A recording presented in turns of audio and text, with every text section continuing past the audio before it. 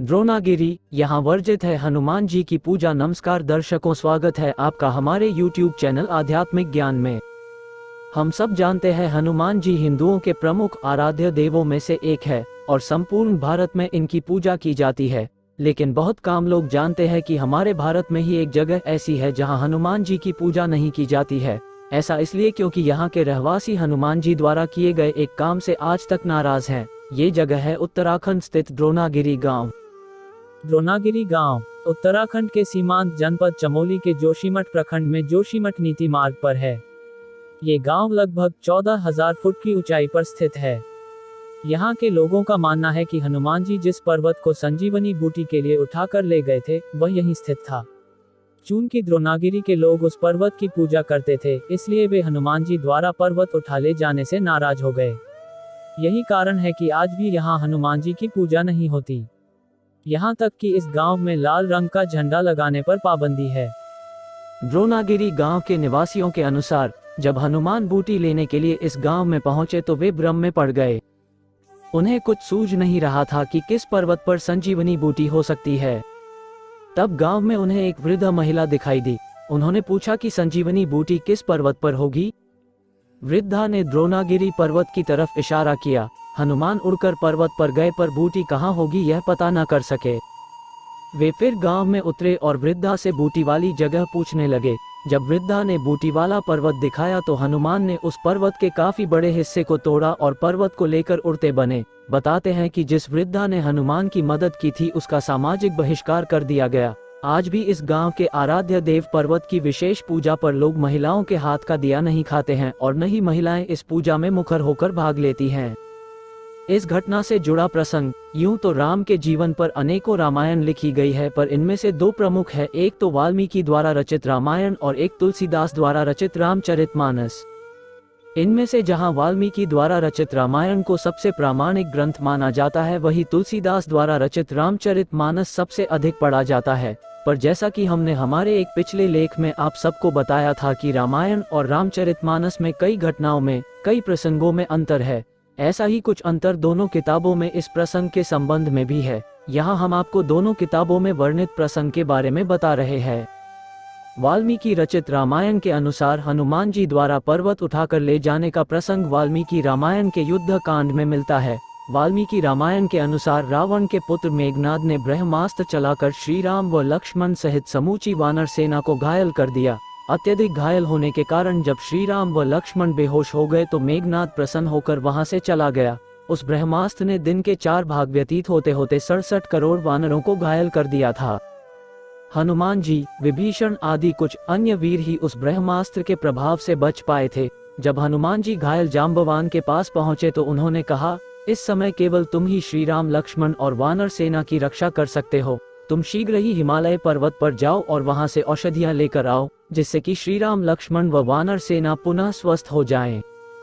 जाम्बवान ने हनुमान जी से कहा कि हिमालय पहुंचकर तुम्हें ऋषभ तथा कैलाश पर्वत दिखाई देंगे। उन दोनों के बीच में औषधियों का एक पर्वत है जो बहुत चमकीला है। वहां तुम्हें 4 औषधियां दिखाई देंगी जिससे सभी दिशाएं प्रकाशित रहती हैं।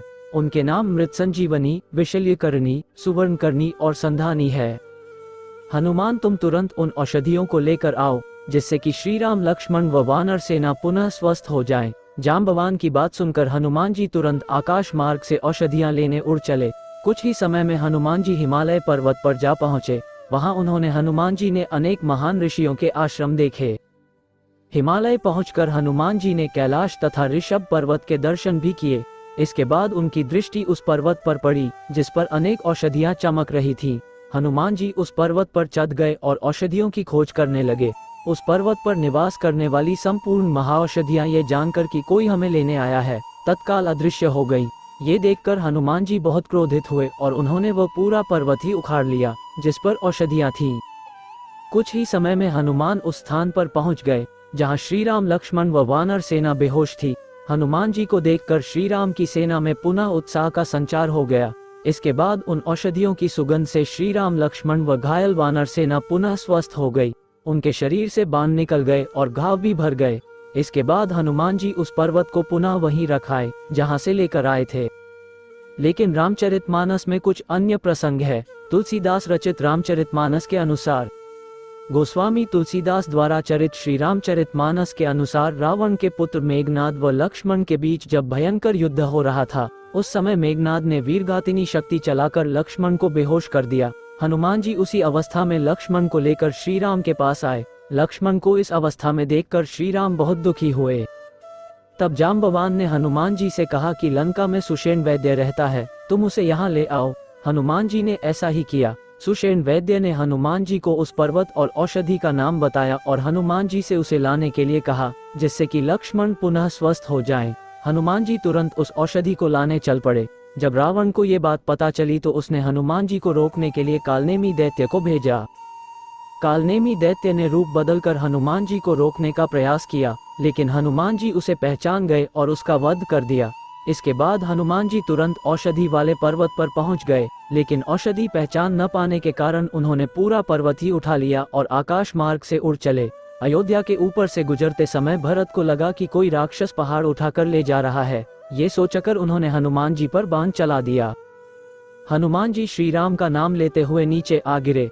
हनुमान जी के मुख से पूरी बात जानकर भरत को बहुत दुख हुआ। इसके बाद हनुमान जी पुनः श्री राम के पास आने के लिए उड़ चले।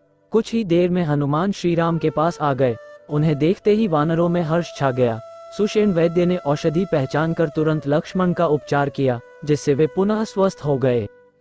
श्रीलंका में स्थित है संजीवनी बूटी वाला पर्वत, जहां वाल्मीकि रचित रामायण के अनुसार हनुमान जी पर्वत को पुनः यथास्थान रख आए थे। वही तुलसीदास रचित रामचरितमानस के अनुसार हनुमान जी पर्वत को वापस नहीं रख कर आए थे, उन्होंने उस पर्वत को वही लंका में ही छोड़ दिया था।